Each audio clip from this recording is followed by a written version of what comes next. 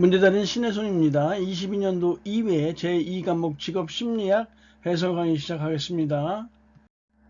21번 직무 분석에 관한 설명으로 옳은 것은 1번에 직무 관련 정보를 수집하는 절차이다. 이것이 직무 분석에 관한 설명이고요.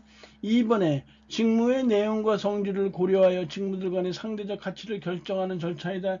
이게 직무평가에 해당하는 내용이에요. 직무평가.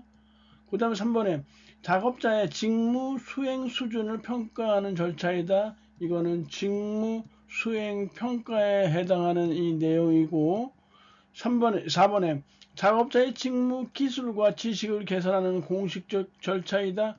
교육 훈련에 관한 이런 내용이에요. 그래서 정답 1번이고요. 22번 매슬로우의 욕구 단계 이론 중에서 자아 실현과 존중의 욕구 수준에 상응하는 내용을 적합한 것은 매슬로우의 욕구 위계 이론은 총 5단계로 되어 있는데요. 첫 번째 1단계가 생리적 욕구예요. 그 다음에 2단계가 안전 또는 안정에 대한 욕구고요. 세 번째가 애정과 소속에 대한 욕구이고 네 번째가 자기 존중의 욕구예요. 다섯 번째 가장 높은 수준의 욕구가 자아 실현의 욕구예요. 그래서 생안의 자자 이렇게 5단계로 구성되어 있는데 1단계, 2단계의 욕구 수준은 알더포의 ERG 이론 중 존재 욕구에 해당되어지고요. 4단계, 5단계 욕구는 바로 3번의 맥클리랜드의 성취동기 이론 중에서 성취동기에 해당하니까 3번이 정답으로 나오겠네요. 사실 매슬로우의 욕구 위계 이론은 이론적으로 굉장히 중요해요. 하지만 직업상담사 시험에서는 출제율은 좀 떨어지고 있어요. 예전에 거기에 꿰뚫어 보게 보시면 매슬로우의 자아 실현자의 특징이라고 있는데 이것이 2차 실기에 한번 출제된 예는 있어요. 23번 직업 적성 검사의 측정에 관한 설명으로 옳은 것은 적성 검사예요. 그러니까 1번에 개인이 맡은 특정 직무를 성공적으로 수행할 수 있는지를 측정한다. 이것이 적성 검사에 대한 내용이니까 1번 정답이고요. 2번에 일반적인 지적 능력 했으니까 이건 지능 검사에 해당되어져요. 3번은 흥미를 알아내는 것이니까 흥미 검사에 해당되어지고 4번은 기질 성향이니까 지금 4번에 있는 내용은 성격 검사라는 걸 알 수 있어요. 그래서 1번이 답이네요. 24번 솔직하고 성실하면 말이 좋고 고집이 세면서 직선적인 사람들은 엔지니어 계통에 있는 사람들이잖아요. 그래서 3번의 현실적 유형이 맞아요.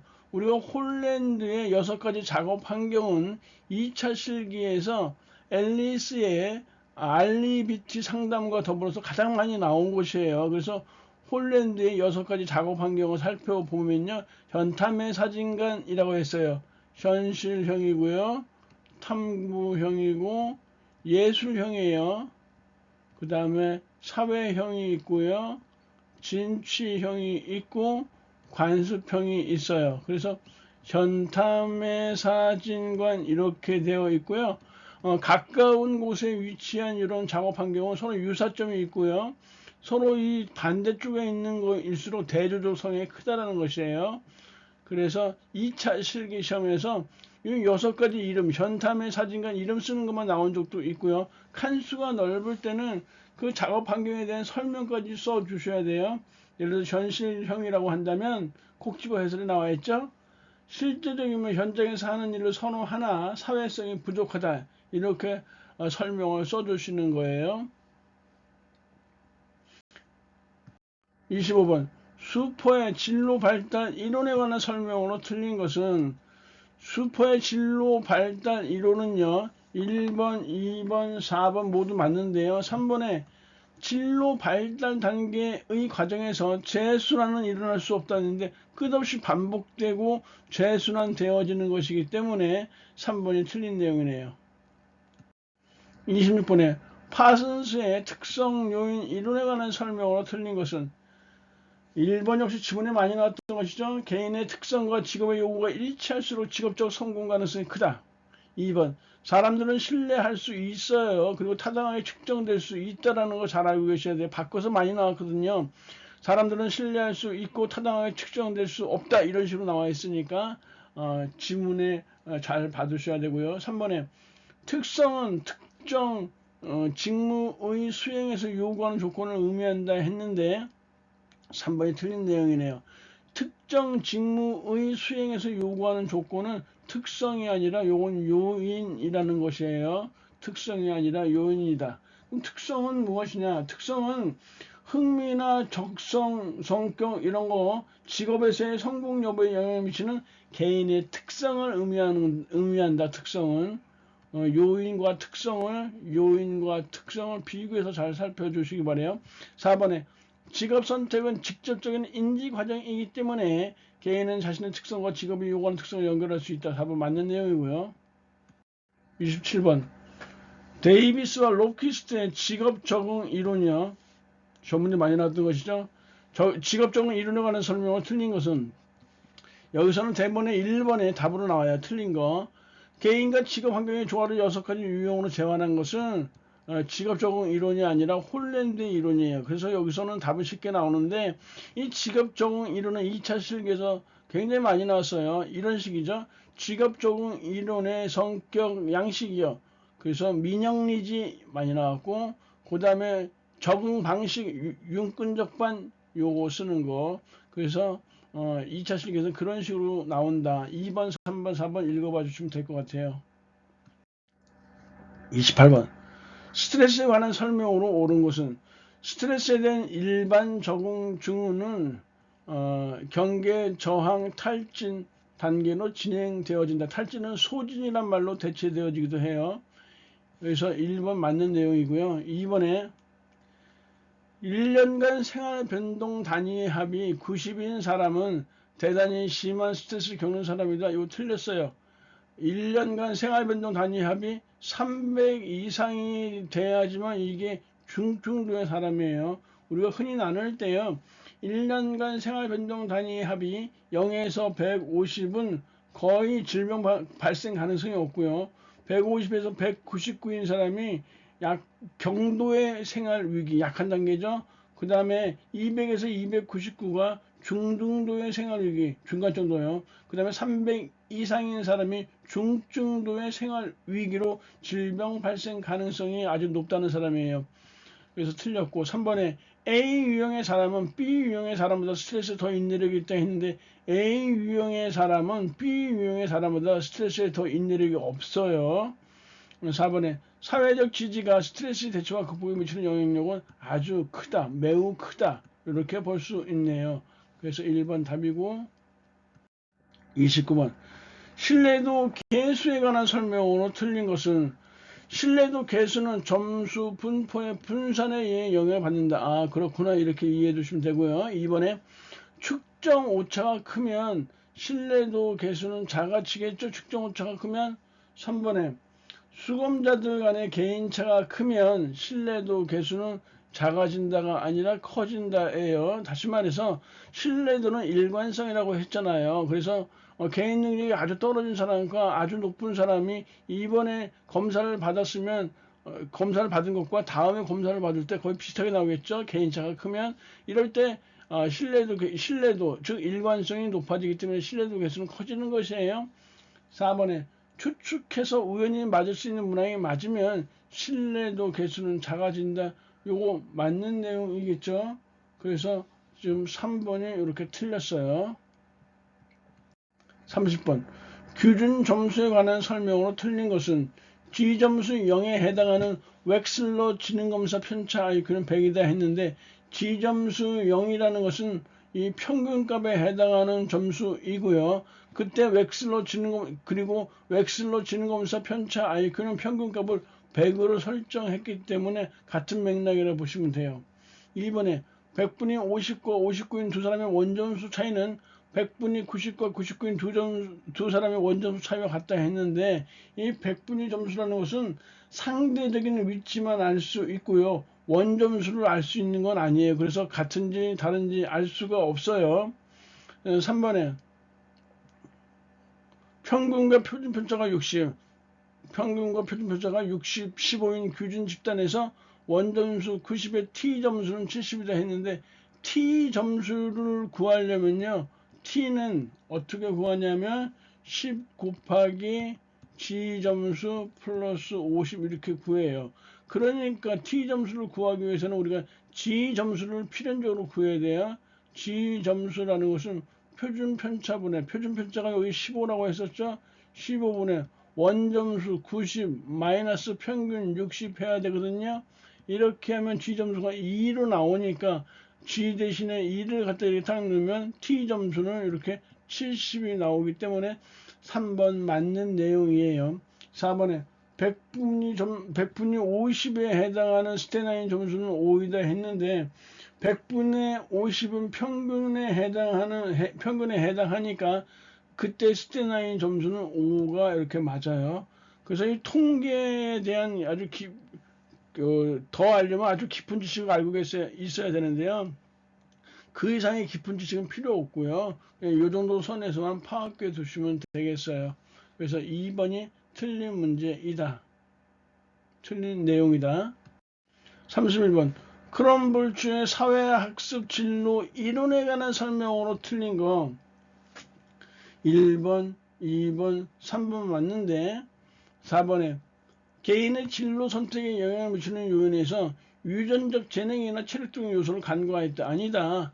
크럼볼츠는 유전적 재능을 굉장히 중시했어요. 그래서 꿰뚫어 보게 보시면 크럼볼츠의 진로 선택에 영향을 미치는 요인에서 유한학과 4개 나와 있죠. 유전적 요인과 특별한 능력, 환경적 조건과 사건, 학습 경험, 과제 접근 기술. 그래서 쓰고 설명하는 거 22년도 3회차 시험에서 실기 시험에서 출제된 바 있고요. 32번.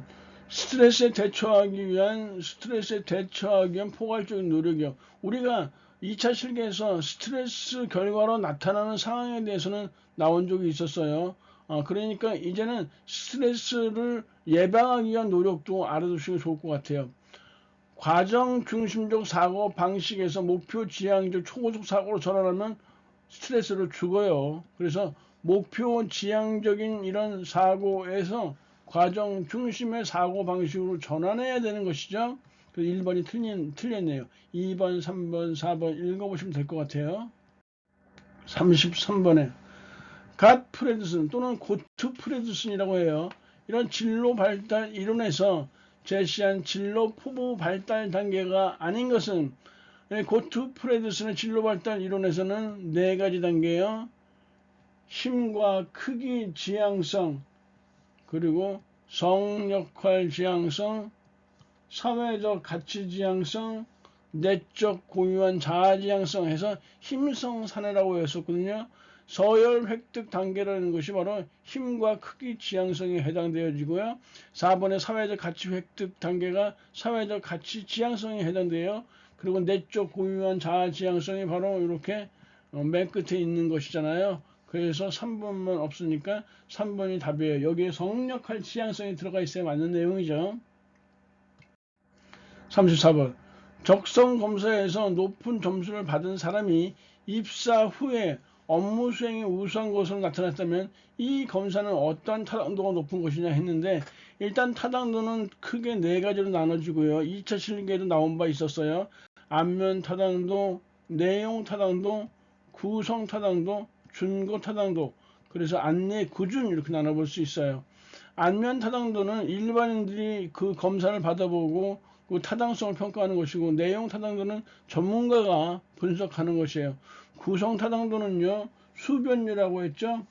수렴 타당도, 변별 타당도, 요인 분석으로 나눠지고 준거 타당도는 공인 타당도 또는 동시 타당도라고도 하는데 이 공인 타당도, 동시 타당도와 예측 타당도, 예언 타당도 둘로 나눠진단 말이에요. 준거 타당도가요.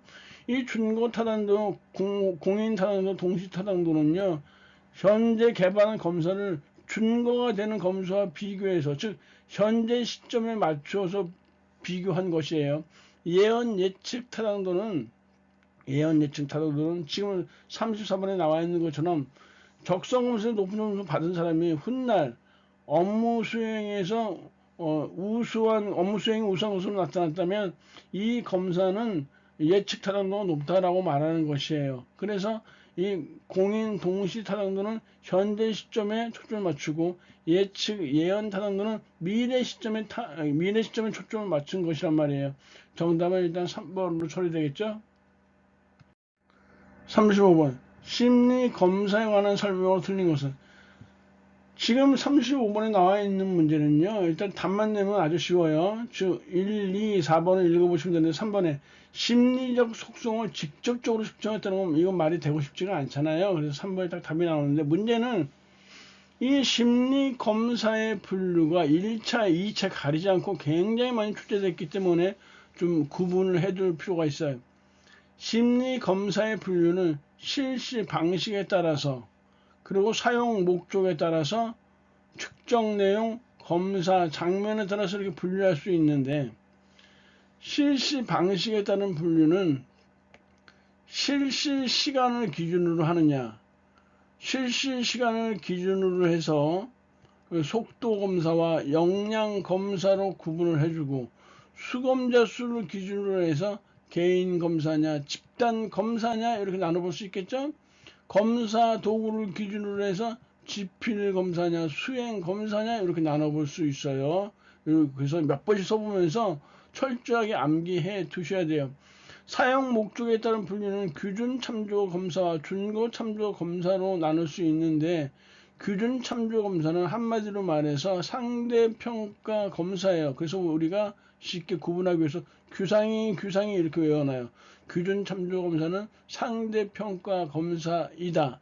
그래서 우리가 선발고사라든지 뭐 공무원 시험이라든지 이런 거는 상대평가예요. 반면에 준거 참조 검사는 반대적 개념이니까 절대평가 검사고, 우리 각종 국가의 어떤 직업상담 시험도, 직업상담사 시험도 절대평가에 해당되어지겠죠.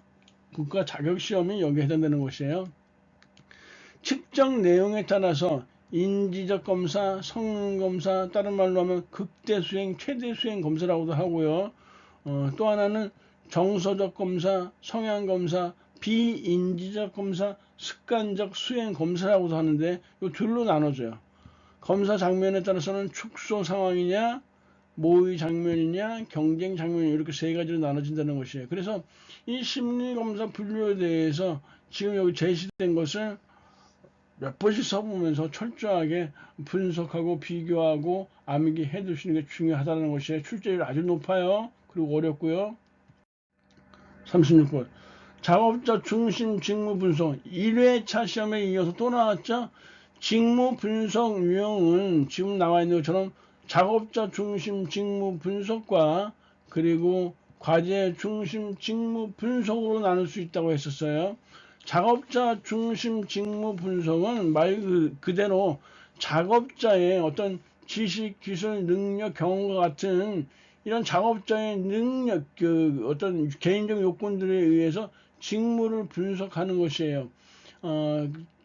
그리고 이 작업자 중심 직무 분석은요, 직무 각각에 대해서 표준화된 분석 도구를 만들 수 있어요. 표준화된 분석 도구를 만들 수 없는 것은 과제 중심 직무 분석이니까 헷갈리지 않도록 이렇게 좀 비교를 철저하게 해두시고요. 여하튼 작업자 직무 분석은 이런 작업자의 재능에 맞춰서 분석해서 뭘 만드냐 하면요, 작업자 명세서를 만드는 것이에요. 작업자 명세서, 다른 말로 하면 이 직무 명세서를 만들어낸다는 것이에요. 직무 명세서, 작업자 명세서, 직무 명세서를 만들어요. 그리고 이 과제 중심 분석은 이 과제 중심 분석을 통해서 뭘 만드냐 하면 직무 기술서를 만든단 말이에요. 요거 서로 섞갈리지 않도록 잘 해놓으셔야 돼요. 시험 문제. 과제 중심 분석을 통해서 직무 기술서 만들고, 작업자 중심 직무 분석을 통해서 작업자 명세서, 직무 명세서를 만든다. 이 대표적인 것이 PAQ예요. 직위 분석 질문지라는 것이에요. 2번에 나와 있죠. 직책 분석 질문지, 직위 분석 질문지. 그리고 이 과제 중심 분석의 대표적인 예가 기능적 직무 분석이에요. FJA라고 해서 기능적 직무 분석이라는 거. 1차 시험에서는 주어라고 나오니까 자 확실하게 자기가 본인이 좀 확실한 쪽으로 먼저 하나를 외워두세요. 작업자 중심 직무 분석을 위주로 해서 외워두시면 나머지는 과제 중심 직무 분석이다라는 걸 알 수 있어요. 37번 경력 개발 단계를 성장 탐색 확립 유지 삭제 성탐 확유세 이거잖아요. 그러니까 이거 수포였죠. 우리 여러 차례 했었고요. 38번 조직에서의 스트레스를 매개하거나 조절하는 요인들 중 개인 속성이 아닌 것은 지금 교재에 보시면 그 스트레스에 대한 방어적 대처 중 생뚱맞은 엉뚱한 문제가 들어가 있는데 인쇄 과정에서 잘못 삽입이 된 것 같아요. 그 넓으신 아량으로 이해해 주시길 바라고요. 원래 문제는 조직에서의 스트레스를 매개하거나 조절하는 요인들 중에서 개인 속성이 아닌 것은 이 문제예요. 18년도 1회차에 나왔던 문제는 똑같이 나온 것이에요. 그래서 지금 1번, 3번, 4번은 모두 개인 속성이고요. 2번이 상황 속성에 해당되어지는 것이에요. 그래서 그 콕 집어 해설해 보시면 직무 스트레스를 조절하는 변인에서 개인 속성과 상황 속성 이렇게 나와 있어요. AB 성격 유형과 통제 위치는 개인 속성이고 사회적 지원은 상황 속성에 나와 있으니까 구분해서 해두시면 되겠네요. 39번 직업 지도 프로그램 선정 시 고려해야 할 사항과 가장 거리가 먼 거. 2번에 실시가 어렵더라도 나와 있는데 실시가 어려운 것은요 프로그램 그 성격 자체에서 맞지가 않아요. 실시가 어려우면 안 돼요. 실시가 간단하고 용이해야 되거든요. 그 실시가 어렵다는 것이 틀렸어요. 그래서 2번 답을 대번에 알 수 있네요. 40번 스트롱 검사에 관한 설명으로 옳은 것은 스트롱 검사는 직업 흥미 검사인데요. 스트롱 검사는 일부가 진로 성숙도 검사, 2부가 직업 흥미 검사로 이루어져 있다는 것이요. 그래서 2번이 답인데요. 이 스트롱 검사의 하위 검사 3개가 있는데요. 첫 번째, 두 번째, 세 번째요. 첫 번째가 GOT예요. GOT. GOT는 이 G, 제너럴이 있으니까 일반 직업 분류라고 보시면 되고요. BIS는 베이직이니까 기본 흥미 척도이고요. 그 다음에 세 번째 PSS에서 이 P가 퍼스널이니까 개인 특성 척도예요. 그래서 일반 직업 분류, 기본 흥미 척도, 개인 특성 척도인데 이 일반 직업 분류는요.